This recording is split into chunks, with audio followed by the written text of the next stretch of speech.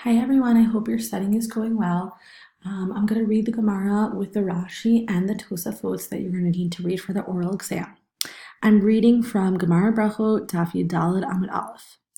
Ba'e mine Ashian Tana Deve Rav Ami Me Rav Ami. Ashian, that's his name, who taught Mishnah in the Beit Midrash of Rav Ami, asked Rav Ami the following question: Hasharoi b'ta'anit mahu sheyit'om. Is someone who's involved in a fast allowed to eat? Allowed to taste. Ta'am means to taste. Rashi explains here that the case we're talking about, mahu sheyit'om et hatavshil la da'at im sarich melech o tavlin. The person wants to know if they can taste the food that they're cooking, to know if it needs salt or spices.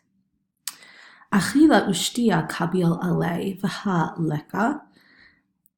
Did they accept upon themselves eating and drinking, and behold, there is not? Meaning, when they took upon themselves to fast, were they just saying they would not eat and drink, but they are saying that they are allowed to taste? O dilma hana'a kabil alei v'ha'ika. Or perhaps benefit is what they accepted upon themselves not to have when they started to fast, and behold, there is benefit from tasting. Amar lei, Rav Ami answered Ashian, to'im ve'im bekach klum. You may taste, and there is nothing to this. There's nothing to your question, or there's nothing to tasting, because you're allowed to do it. Tanya nami hachi, we also learned this in a braita, mita emet einatuna bracha. Someone who tastes does not require a bracha. V'hasharoi b'ta'ani to'im ve'im bekach klum. And someone involved in a fast is allowed to taste, and there is nothing to this. Ad kama, up until how much can one taste? Rav Ami, Rav Asi, ta'ame ad shira reviyata. Rav Ami and Rav Asi would taste up until the amount of a revi, which we said was about 3.8 fluid ounces, or a quarter of a log. I'm going to skip down to the Tosfot at the bottom of the daf here. We learned these two Tosfot, starting with O dilma hana al kabil alei. This is when Ashian asked this question, and he was saying, maybe you should not be allowed to taste because you were accepting upon yourself to not get benefit. Hi lishna mashma demairi betani yachid shekibil alav. This language of accepting upon yourself the fast implies that we are dealing with an individual fast that the person accepted upon themselves. Aval beta'ani takatu v'lo.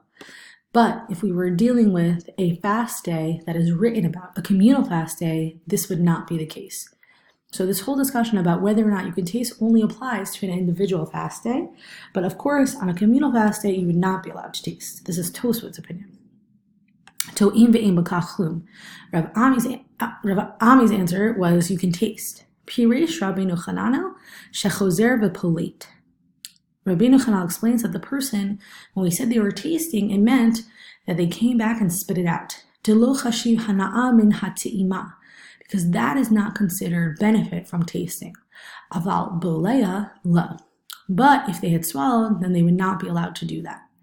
Afilu b'sha'ar taniyot, even in any other kind of fast, whether it's individual or communal, mishim hachi hapolit eno tzarich bracha she'eno nehana. Therefore, someone who spits food out does not need a bracha. They do not need to say a bracha achrona after they eat their food, because they have not gotten benefit. All right, I'm going to go back into the Gemara now to the next part in green. Amar Rav, kol hanotin shalom lechavero kol dem sheyitpalel.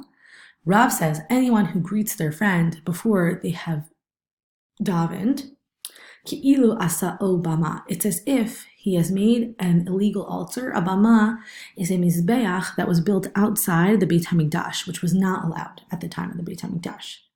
Shana Amar, as it is written, Chidlu lachem min ha'adam asher neshama be'apo, ki bameh nechshabhu. So it's written in Sefer Yeshayahu, which is in the Navi, cease yourself from a man who only has a breath in his nostril, because with what should he be considered? Al tikrei bameh. Don't read the pasuk as bameh. Rather, read it with the nekudot of bama, ela bama. So Rashi explains here that Rav is saying, if you have the opportunity or the requirement to give kavod, honor to God, Don't put a person in front of that requirement of you. Shmuel Amar, but Shmuel says, Bameh chashavto lazeh v'lo le'eloha. With what do you give consideration to this person and not to God? Shmuel says, don't read this pasuk with the wrong nikudot, because you can get the same message by reading it with the correct nikudot.